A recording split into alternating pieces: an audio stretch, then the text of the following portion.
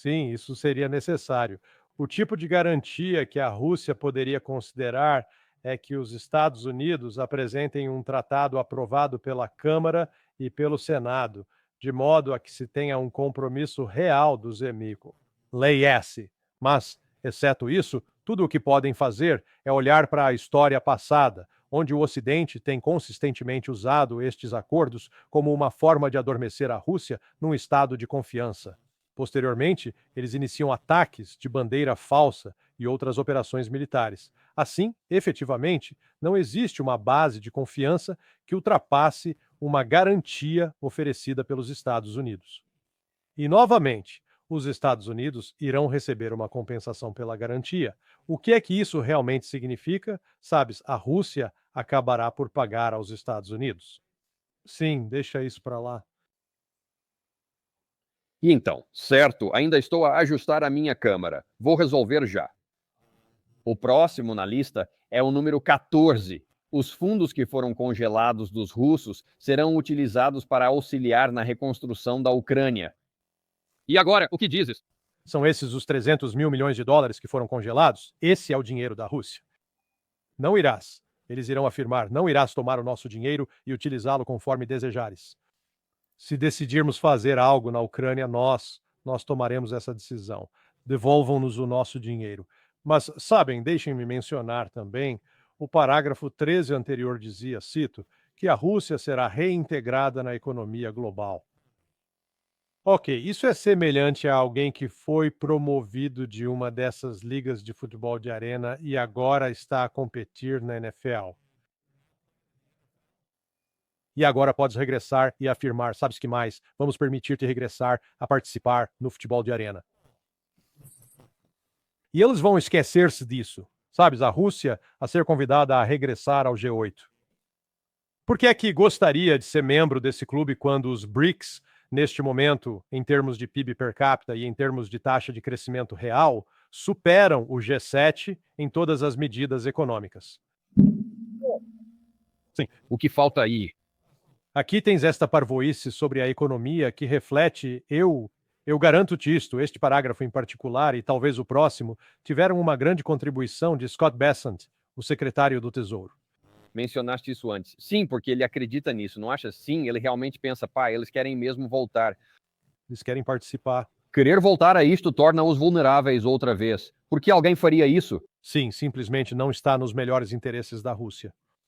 Então, mas tem toda a razão em salientar os 100 mil milhões de dólares que irão ser congelados. Pegue o dinheiro da Rússia e depois gaste-o na Ucrânia. Não, e depois eles continuam. Lembre-se de que os restantes ativos russos congelados vão ser investidos num veículo americano-russo separado. Veículo russo, portanto, os Estados Unidos vão controlar parte dos outros 200 mil milhões. Creio que a abreviação para essa situação seja GTFO. Deixo as pessoas procurarem no Google. Se não souberem. Está bem, eu vou para o próximo. Eu estou a mantê-lo limpo. Sim, agradeço isso. Vamos passar para o próximo aqui, mas assim que eu falar sobre isso, tenho um vídeo para equilibrar a situação, porque vamos deixar que os russos falem por si próprios neste caso. Número 14, número 21, onde Zaparizhzhia e Kirsten vão estar. A linha de contato vai ser congelada. Agora, isto é interessante, o Larry, porque a CNN estava a relatar hoje que muitos no Ocidente estavam realmente chateados com os Estados Unidos por causa disto, porque basicamente, citando, dão tudo à Rússia que eles querem, ao contrário do que acabaste de apontar aqui. Uma das coisas que mencionam é que no Donbas, parece que o acordo foi sugerido no início da guerra para que a Ucrânia saísse do restante do Donbas, onde agora tem tropas. Penso que resta aproximadamente cerca de 11% ou algo semelhante a isso. E em troca, o lado russo não iria pressionar a sua questão em Kon e Zaparia. Isso foi discutido mais cedo hoje pelo lado russo. Preste atenção a isto.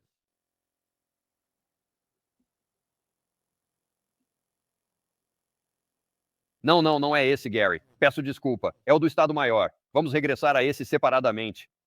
Desde 1 de novembro, libertamos mais de 230 quilômetros quadrados de território, trazendo 13 assentamentos sob o nosso controlo.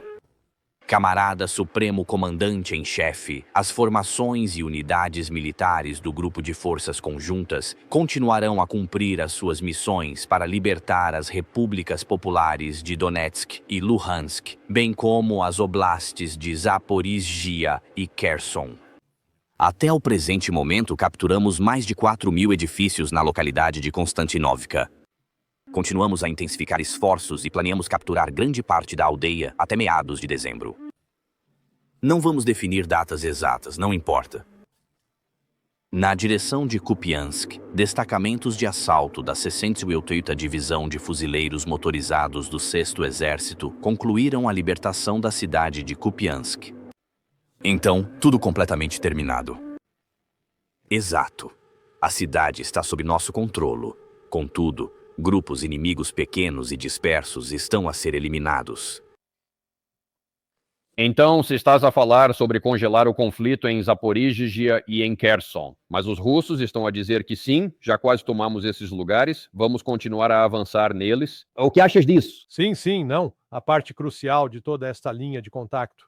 E observe, Zelensky, naquela peça que mencionaste anteriormente, referia-se a vários milhares de quilômetros. Peço desculpa, são 1.300 quilômetros. Sabe, são 1.300. Isso não são vários milhares, mas sim uma linha de contato de 1.300 quilômetros, que se estende desde o norte até Kherson, no sul. E sabe, a Rússia agora rompeu a parte central em Donetsk. Pokrovsk era realmente uma espécie de pedra angular na defesa. Seversk e Leman são os próximos que inevitavelmente irão cair.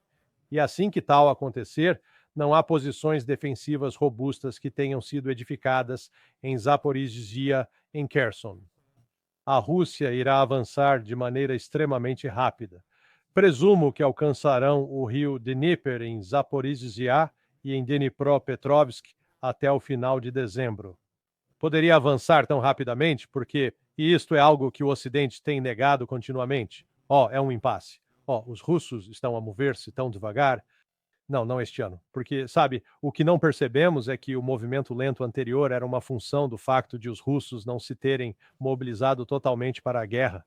Estavam a conduzir uma operação militar especial, fizeram essa mobilização inicial em setembro de 2022. Depois disso, passaram a depender de soldados contratados e recrutas, conscritos a uma taxa de cerca de 30 mil por mês. E assim, eles iam formando essas forças e cada uma dessas forças demorava de 3 a 6 meses a treinar. E então, ao longo do tempo, tens pessoas a entrar em ação e à medida que vais construindo essa cadência, sabes, de mês para mês, no início de 2025, de repente tem 750 mil forças terrestres que podes aplicar ao longo de uma frente de 1.300 quilômetros, em comparação com 2022, quando tinha 105 mil. Sabe, né? Conhece a diferença em termos de efetivos e sabe do que é capaz uma força terrestre maior. Portanto, é isso que estamos a testemunhar agora. É essa a culminação que está a ocorrer diante dos nossos próprios olhos, a qual a Rússia conseguiu alcançar. O peso, a massa, a força e a Ucrânia não têm nada com que responder a isso. E por isso isto é como rolar uma pedra por uma colina abaixo. É só a gravidade a tomar o controle, sim. Permita-me apenas destacar algumas coisas mencionadas lá. Disseram que Vovchansk está quase totalmente tomada. Isto é na área de Kharkiv, no norte. A Rússia avançou para sul. Ainda há um pouco. São subúrbios externos, não muitos. São mais como Dachas aqui. Mas a maior parte de Vovchansk foi tomada. Uma das maiores, na verdade, a maior afirmação que o general fez foi que Kupiansk, segundo ele, está agora totalmente capturada. Esta área que estava na zona cinzenta, dizem, está agora na zona vermelha, com apenas algumas áreas florestais no meio onde as forças da Ucrânia ainda estão. Mas ele disse que capturaram isso, né, o que é uma conquista significativa. E depois, claro, o outro grande ponto ao qual chegamos, e realmente ali no meio, vê-se, de certo modo, como mencionou, mesmo ao longo desta linha da frente aqui até em Dobracheva, isto é novamente nas últimas 12 horas de avanços. Yompiu mais nesta área, Zanivka aqui, território adicional controlado pela Rússia, mas depois chegamos à grande questão aqui, que é em Pokrovsk, e agora a cidade de Pokrovsk. E curiosamente, ainda não anunciaram isto formalmente, mas não resta nada. Está tudo amarelo no dólar de Pokrovsk. Está efetivamente desaparecido. Agora, estas duas áreas aqui ainda estão na zona cinzenta. Não sei porque a Rússia ainda não anunciou isso, mas veja, na verdade. Na verdade, Dani, vi um anúncio há cerca de 4 horas. Fizeram mesmo? Ok, sim, mas tens razão. Até há 10 horas não tinham feito. E então é isso. Então é Prokrovsk e Mirnograd. Konstantin tem o outro problema onde os russos estão agora a avançar mais para o sul dessa área. Eles já se encontram nas regiões meridionais da cidade. E depois descemos até a área de Zaporizhia. E pode-se observar que a Rússia está a aproximar-se gradualmente. Esta é a cidade de Zaporizhia. Continuam a avançar pela área costeira ao longo deste grande lago. E em qualquer lugar que queira mencionar, mesmo aqui em Juliupólia, também enfrenta alguns problemas. Literalmente, em qualquer lugar que olhe, essa é a questão principal aqui. Questiona-se se isso fazia parte do que estava a impulsionar Zelensky a proferir esta declaração alarmante de que estamos nesta área indefinida aqui, enquanto Putin estava com o seu Estado-Maior no mesmo dia em uniforme militar.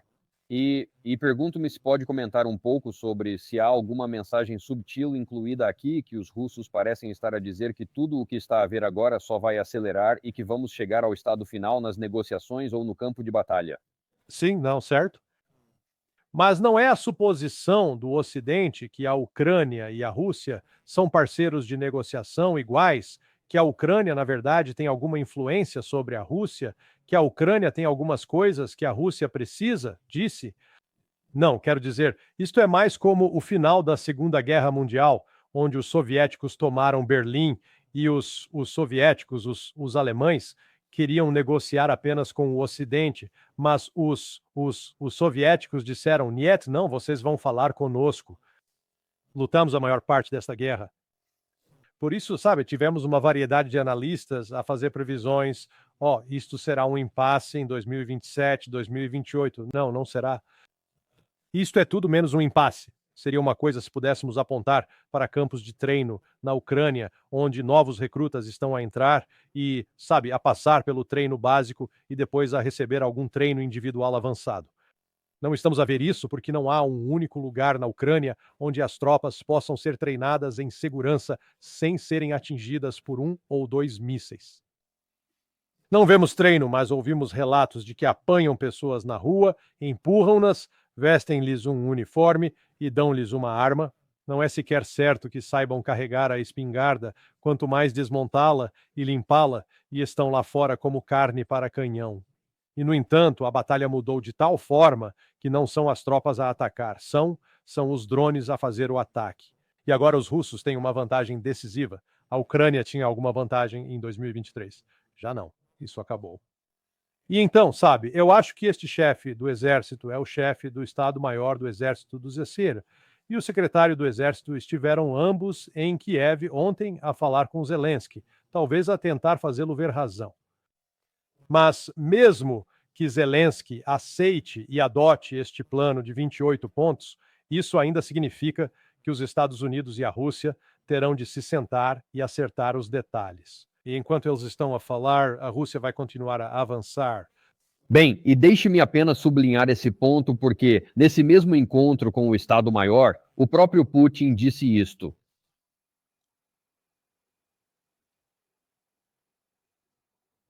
Estou completamente confiante de que todas as questões que discutimos anteriormente e os assuntos que iremos abordar hoje em privado, estou absolutamente certo de que tudo isso será realizado na sua totalidade conforme acordamos. E assim, conforme mencionei anteriormente, necessitamos realizar isto para atingir plenamente todos os objetivos delineados da Operação Militar Especial nas vossas áreas específicas, nas vossas áreas de responsabilidade. Portanto, nas vossas áreas específicas de responsabilidade, é exatamente isso. Estou plenamente confiante de que todas as questões territoriais que abordamos anteriormente, bem como aquelas que iremos discutir hoje em privado, tenho a certeza de que tudo será realizado na sua totalidade, conforme acordado. E pronto, é isso. Então diga-me se acha que é diferente, mas eu penso que ele está a referir-se aos termos de 14 de junho de 2024 na sua totalidade e, pelo que entendo, não há espaço para negociações nesses pontos de base. Vê de modo diferente? Não, está absolutamente correto.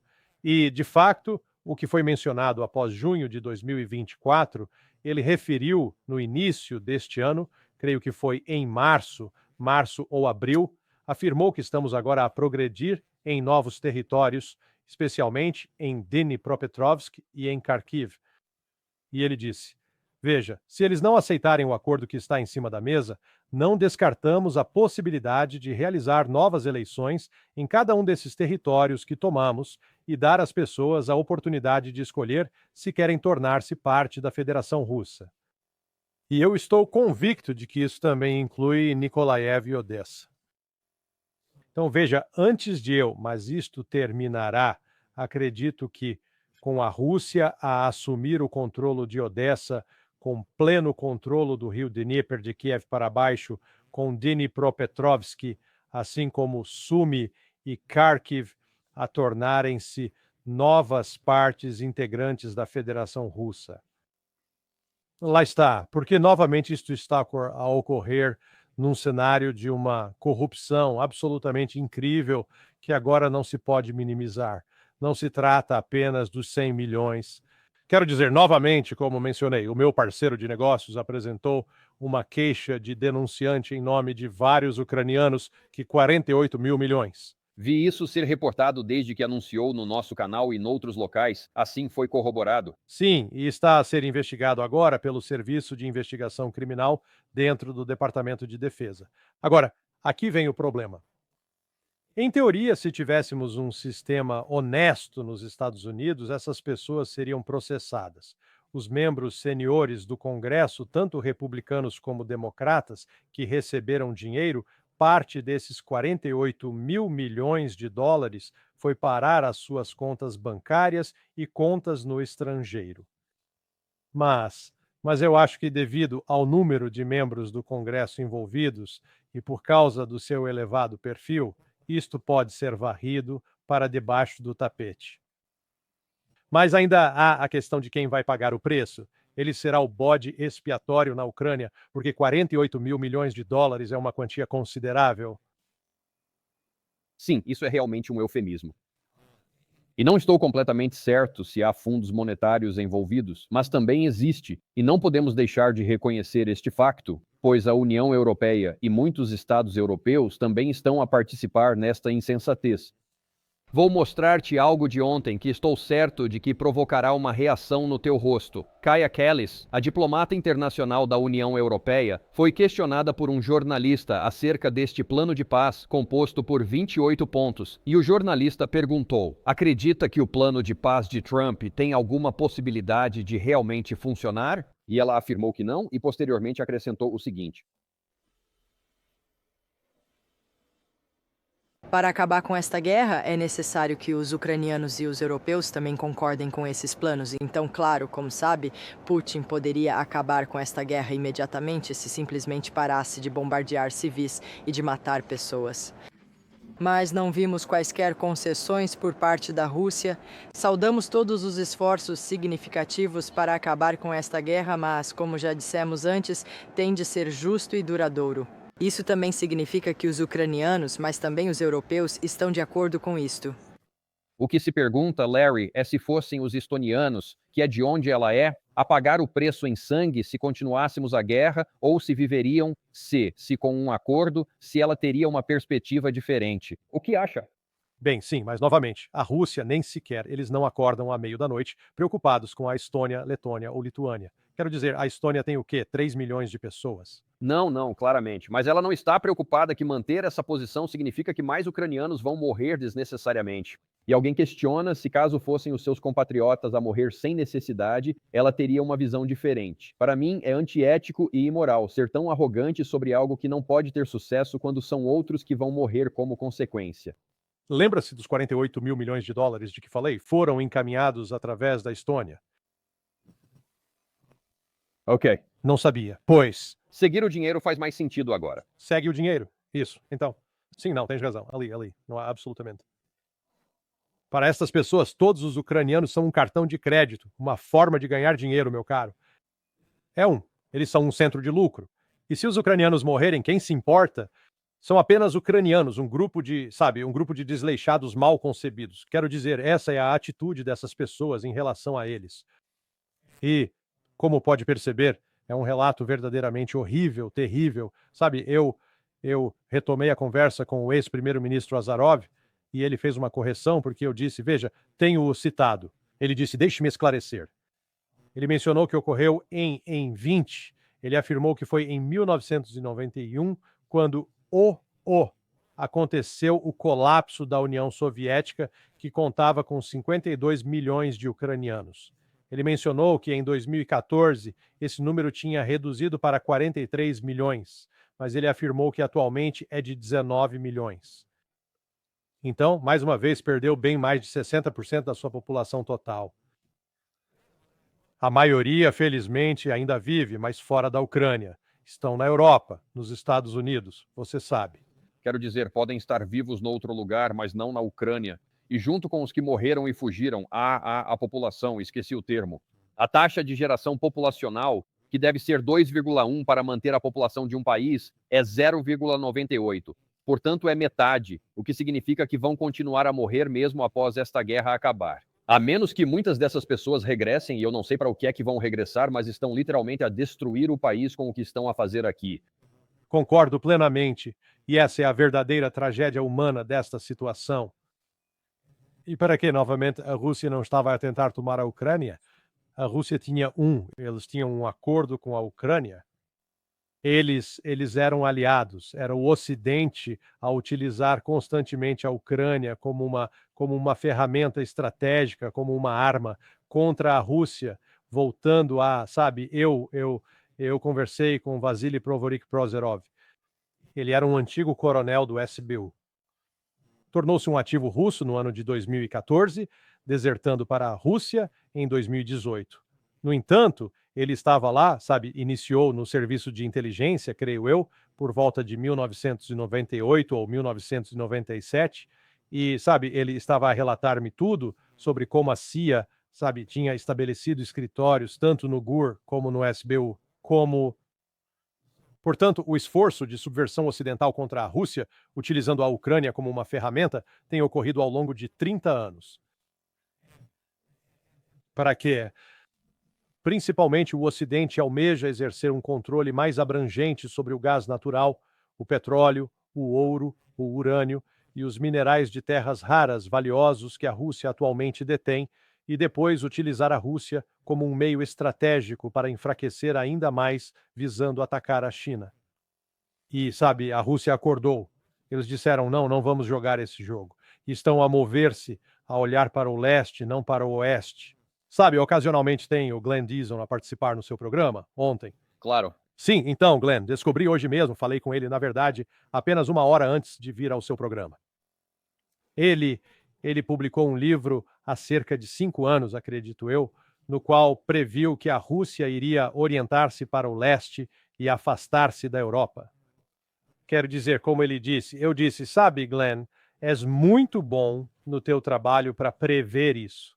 E ele disse que quando a fez, foi muito criticado como, és um tolo. Ele estava a falar sobre o facto de a Rússia e a China estarem a procurar uma alternativa ao dólar americano. E ele disse que as pessoas o tratavam como se ele tivesse 3 cabeças. Mas, de facto, ele, para seu crédito, viu as dinâmicas, a forma como as coisas estavam a encaminhar-se e escreveu isso num livro. Então, não, ele não pode só ficar com o crédito por isso. Sim, eu disse isso, mas não o escrevi. Mas pensei nisso, não, ele escreveu. E então disse na minha conversa com ele que ele provavelmente o publicará amanhã. Eu disse-lhe, coloca o link na tua descrição, porque as pessoas devem ir ler isso, porque, amigo, fizeste uma boa escolha. Sim, vou falar com ele sobre isso na próxima vez. Olá, e a propósito disso, deixe-me perguntar-lhe, há um último ponto, Gary, se puder voltar a colocar o plano de 28 pontos ali, porque acho que há outra questão que merece alguma discussão aqui. E esse é o ponto número 28, que é o último, que basicamente diz que, uma vez acordado, todas as partes têm de se retirar para certas linhas. Você acha isto provavelmente vai parecer uma coisa tola, mas vê alguma possibilidade de a Rússia se retirar de algum lugar? Sim, sempre disse. A minha frase favorita sobre isso é de jeito nenhum e nem que o inferno congele. Então não vai acontecer. E sabe, todo este acordo vai ser liderado por Donald Trump. Sabe, qualquer pessoa que aposte que Donald Trump vai estar por aí daqui a 4 anos para fazer cumprir isto, bem, eu tenho uma ponte para lhe vender em Nova York. Portanto, isso, infelizmente, é novamente uma divisão, é uma estrutura, dá à Rússia e aos Estados Unidos algo sobre o qual conversar. E enquanto eles conversam, a guerra vai continuar e a situação para a Ucrânia vai tornar-se mais grave a cada dia que passa. E então, deixe-me perguntar-lhe para onde acha que isto vai. Quero dizer, porque se levar meses a desenvolver, a negociar isto, se as pessoas, se todos estivessem dispostos a falar sobre isso, não tenho a certeza de que a Ucrânia tenha meses. Então, chegaremos ao ponto em que a Rússia diga: aqui estão os meus termos, aceitem ou deixem, porque senão vamos governar com o que temos e desenrasquem-se. Sim, não. Será apresentado de maneira semelhante à forma como os soviéticos apresentaram aos alemães os termos de rendição em maio de 1945. A Rússia, ao assumir o controle do rio Dnieper, cortará a capacidade da Ucrânia de exportar cereais ou qualquer outro produto. Muito disso é geralmente levado pelo rio. A Rússia provavelmente começará a confiscar isso. Assim, terá isso como alavanca, terá controle de Odessa. Dessa forma, a Ucrânia não possuirá mais um porto no Mar Negro. Assim, vai ficar completamente dependente da Rússia. E há quem diga: ah, sim, mas sabe, os ucranianos, os nazis vão lutar numa insurgência e isso vai atormentar a Rússia. Olá, pessoal, leiam um pouco de história, por favor. Em 1999, as potências ocidentais iniciaram uma guerra de terrorismo contra a Rússia, que ficou conhecida como a Segunda Guerra da Chechênia e que se prolongou por aproximadamente uma década. A Rússia acabou por derrotar esses islamistas radicais, apoiados pelo Ocidente, e, sabe, foi muito violento. Mas o que temos hoje é o que os russos demonstraram, é que apesar daquela guerra com os muçulmanos, esses extremistas muçulmanos, agora temos esses muçulmanos na Chechênia, que são representados por pessoas como o general Abdi Aloudinov, que são fervorosos patriotas russos. A Rússia conseguiu reconstruir completamente toda a região da Chechênia e, pelo que compreendo, possui a maior mesquita do mundo, situada numa das cidades daquela área. E não só os chechenos se tornaram nacionalistas russos, mas também estão na linha da frente da batalha.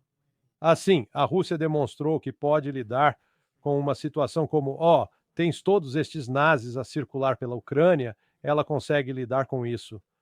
Sim, na verdade, ouvi de uma fonte separada que afirma que a Rússia já integrou, creio eu, um programa inicial de 5 anos para lidar com isso. Esperam que isso ocorra no futuro e já destinaram recursos, mas não têm certeza do resultado. Sim, a questão é que eles já o fizeram antes. Sabe, olhe para nós, nem conseguimos resolver a situação no Afeganistão ou no Iraque, meu Deus.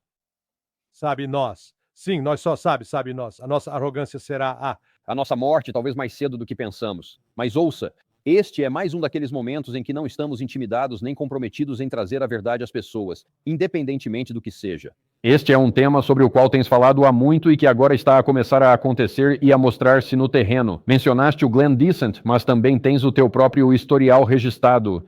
Suspeito que um dia estas declarações também se provarão corretas. As pessoas podem visitar sonar21.com para ver essas informações e manterem-se atualizadas consigo, enquanto falamos aqui, especialmente sobre algumas das coisas que escreveu após as suas viagens pela Rússia e o que as pessoas precisam saber. Recomendamos que as pessoas visitem o site. Muito obrigado, Larry. Valorizamos sempre o que diz e agradecemos por ter vindo.